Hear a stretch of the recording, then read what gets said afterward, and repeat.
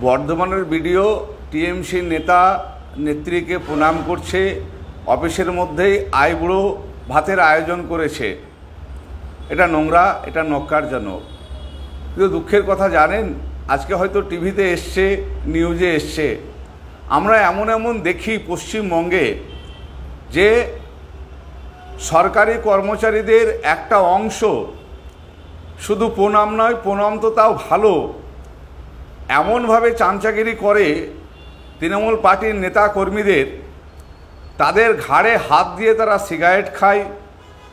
মানে তৃণমূলের anti social প্রশাসনের লোকের ঘাড়ে হাত দিয়ে বিড়ি খায় এবং একসঙ্গে বসে রাতের পার্টি করে এবং তৃণমূল নেতাদের গাড়ির গেট খুলতে দেখা যায় প্রশাসনের ঊর্ধ্বতন কর্তাদের। আমরা লক্ষ্য করেছি অনুব্রত মণ্ডলকে, কেষ্টদাকে এই বীরভূমের ডিএম এসপি জ্বর হলে দেখতে যেত।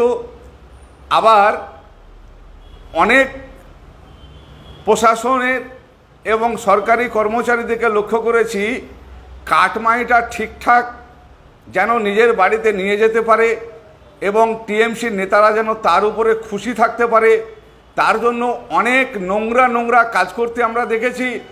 আজকে পশ্চিমবঙ্গের মানুষ, আপনারা দেখেও দেখছেন না, না বুঝেও বুঝছেন না, আমরা বুঝতে পারছি না, কিন্তু এই সমাজের মেরুদণ্ড ভেঙে গেছে।